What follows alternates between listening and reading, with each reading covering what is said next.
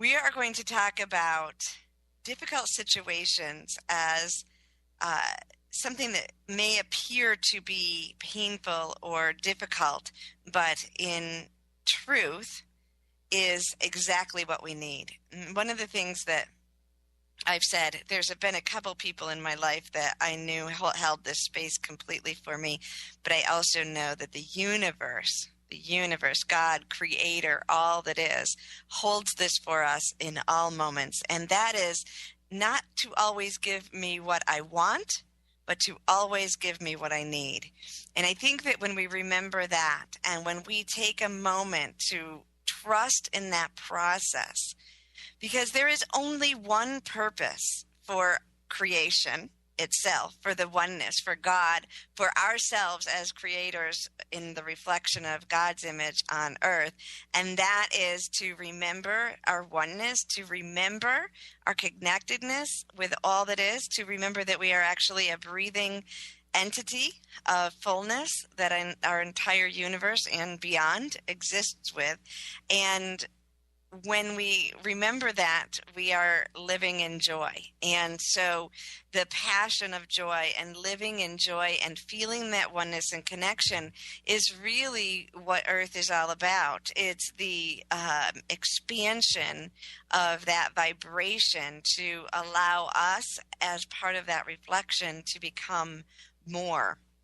One of the things that's been popping through my head a lot over the last few weeks, almost like a chant that just kind of plays in my head. And isn't that a great thing that I think about all the programming that we have, and the brain just works overtime with all these beliefs and thoughts, and even when we're not aware of it. And part of the process of awakening is being conscious about what we put into that space and reprogramming that space so that it works with us where we want to go.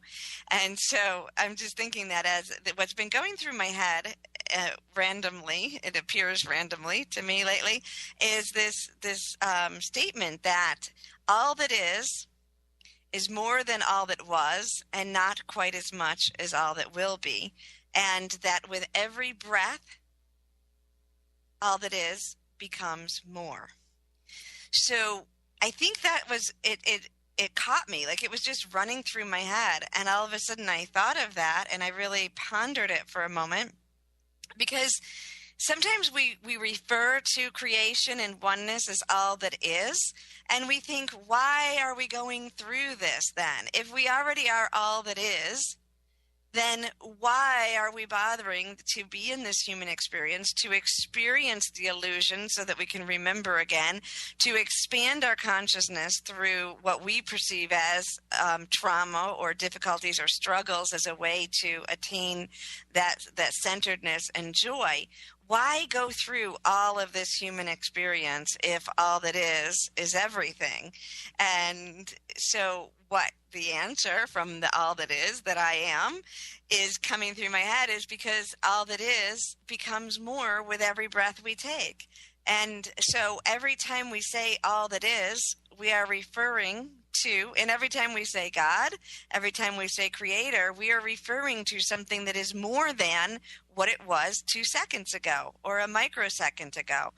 Because in every aspect of ourselves, we are expanding that vibration, and we do that by our own individual path, our own individual life, our ability to experience and to center and to remain fluid and vibrant and in the reflection of oneness during a multiple of circumstances, to embrace the full spectrum of emotion and realize that everything that occurs is occurring in order to create more joy, more passion, more of all that is, all that we are.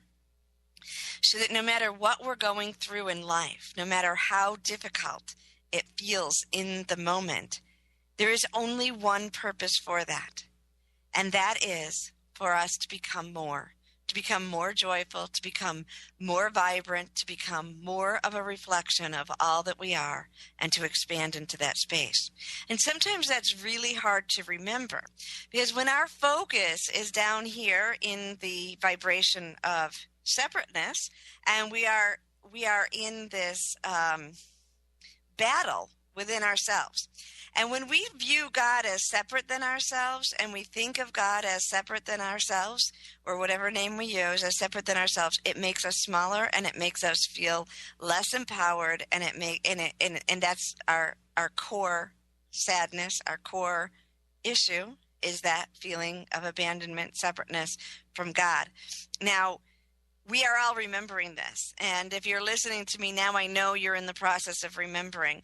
And all the world religions, people are remembering within them. So I am not pinpointing or degrading any world religion, but I want to say that there has been a paradigm in many of the spiritual journeys over the past several thousands of years, in which we have this paradox of viewing God as separate than us, and us wanting to get to God, but we only can get to God through death in the old paradigm.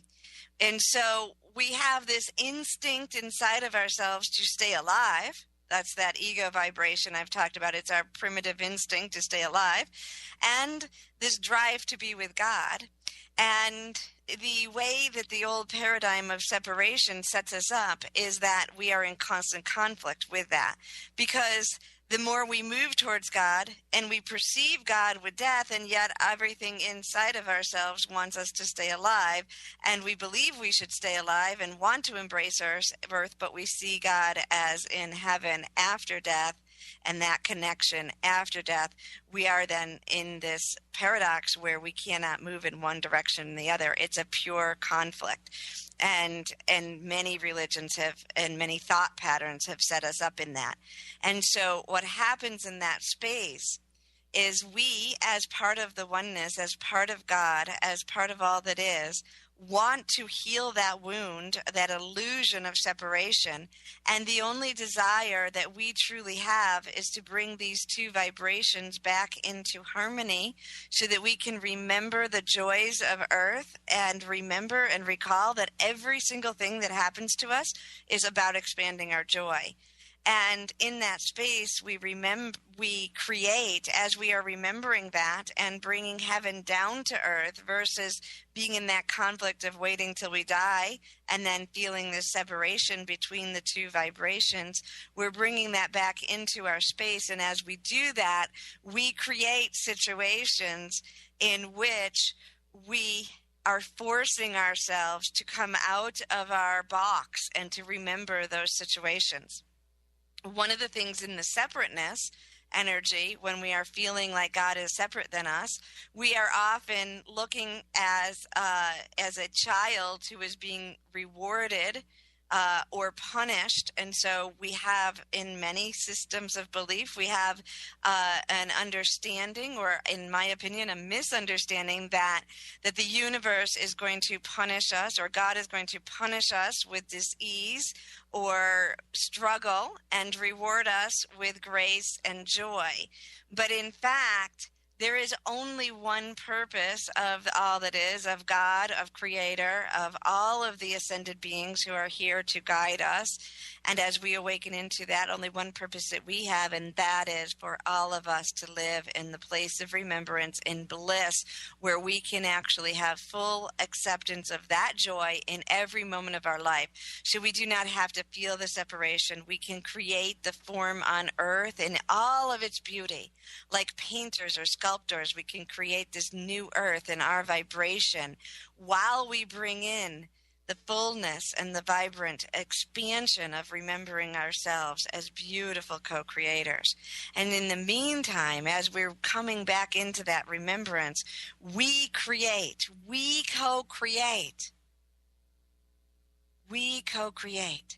Nothing outside of us does this to us. Nothing outside of us is punishing us or rewarding us. It is a natural flow, and everything that is presented to us is for our growth and for our understanding, and to move and to guide us gently in to the vibration of oneness, to remembering joy on earth, to being in that space of union. So as we move through, no matter what our perceptions are, at some point we will remember. We have to, because it's inside of ourselves. So as we're moving through life and we are faced with these various circumstances, these various storylines that present us, and we think that we categorize them as this is good, this is bad, I like this, I don't like this, this is stressful, this is peaceful. This is a good emotion, this is a bad emotion, and we polarize these energies, and the universe, ourselves, all that we are, is only wanting to bring those polarizations back into union, and so we create these situations. Now, have you ever been in your life and realized, even during it, perhaps, that some of the most stressful times are when you experience and are open to the greatest miracles? Someone in the family gets sick, disease, and the family heals and rallies together. Dynamics that have been buried, hurtful things come to the surface, and union is remembered within the family unit.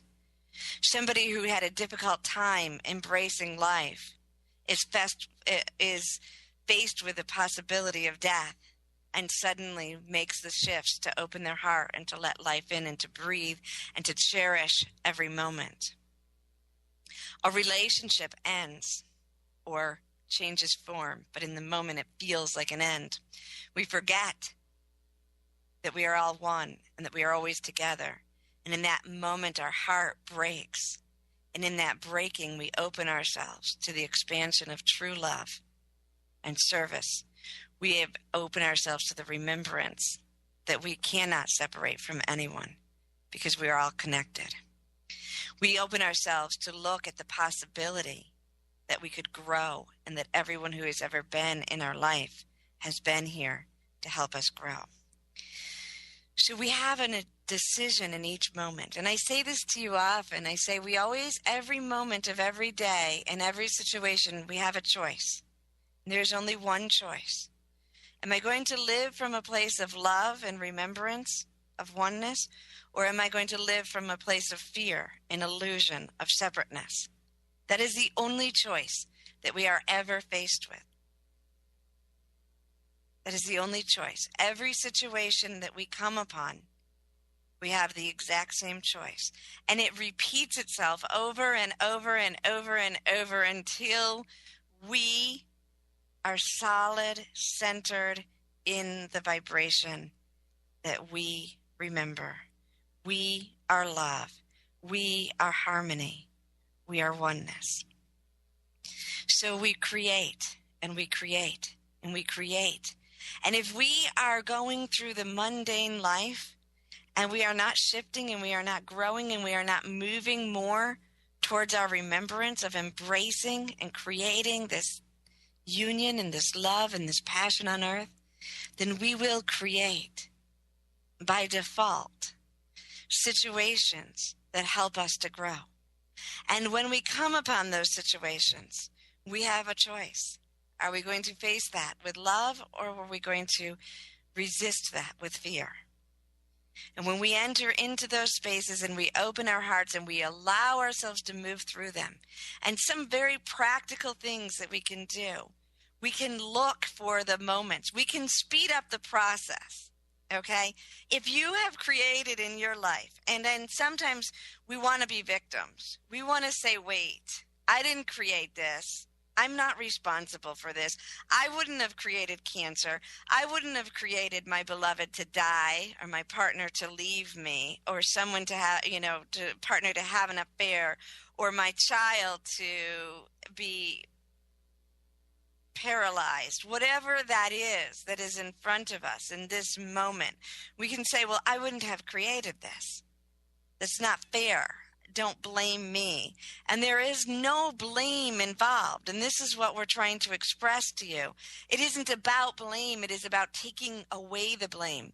And it isn't about victimization or reducing your power. It's about expanding and empowering yourself. Because when you remember that you are in alignment with all the entire universe of creation, and you are a participant in creating the life around you, and therefore, you get to choose consciously now how you want to create it, how you want to learn your lessons, how you want to remember joy and live in passion. And when you wake up to that remembrance and you take responsibility for that and say, yeah, okay, I want to create.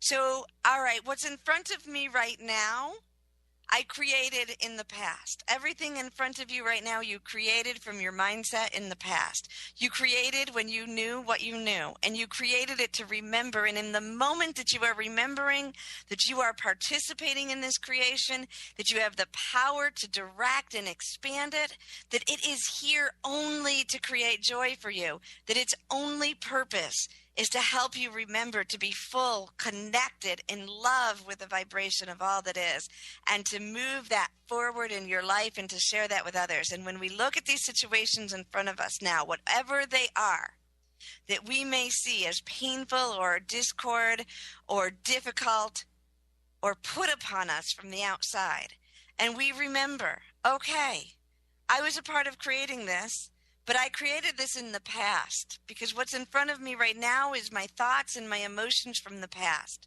And I wasn't conscious of that then, perhaps. Now I am. But I get to create the next step in this moment.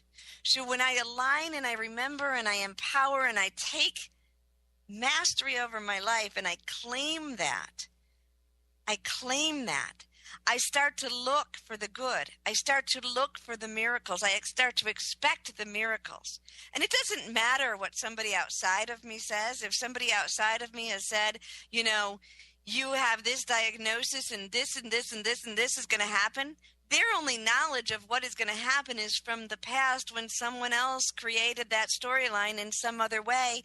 But I remember I get this storyline. I get to choose, and there is nothing I can't choose as long as I open my mind to that possibility. So in this single moment, no matter what you are facing, I ask you to look at yourself, to remember yourself, and to feel that connection. Feel the love of the universe around you, of God around you, and remember in this moment.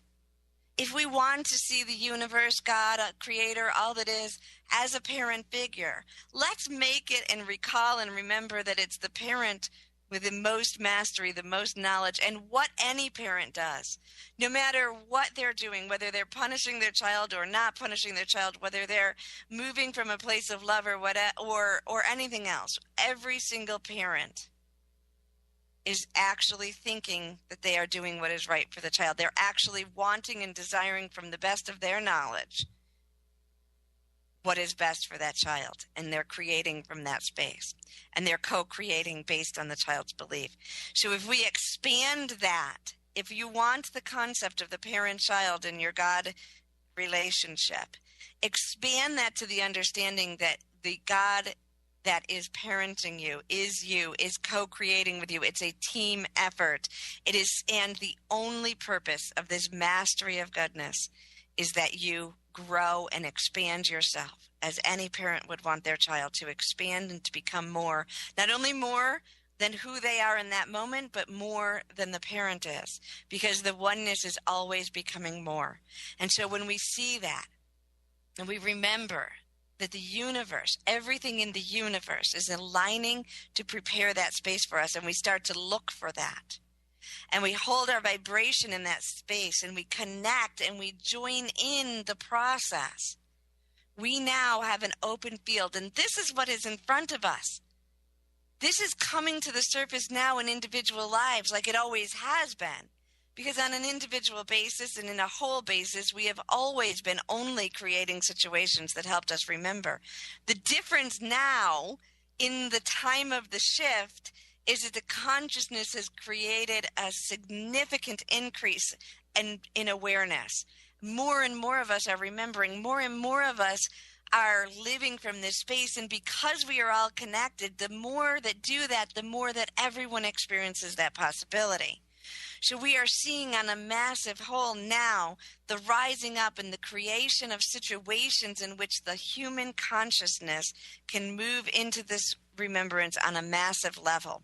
So as people are looking over the next year or so and they are contemplating what's going to happen, and we have people creating despair and destruction in one image of the fear and the process of what's in front of us, and we have people creating a new earth of love and union and passion in the other side. And we have extremes of people creating in this space, and we are moving closer and closer and closer to that centered space. Isn't the god Shiva? She's the god of destruction and the god of creation.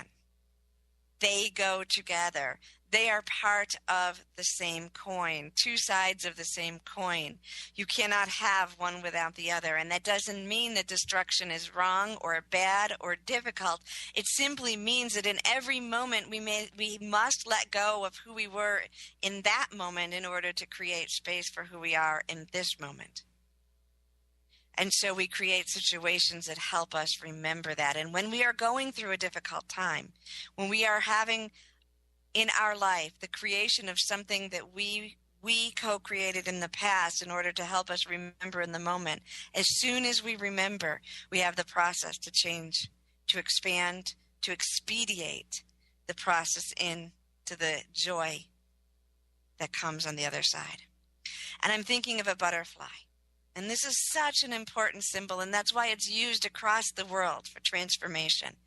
Because remember the caterpillar in that cocoon, the fear, and yet the knowing, the internal drive to go into that space.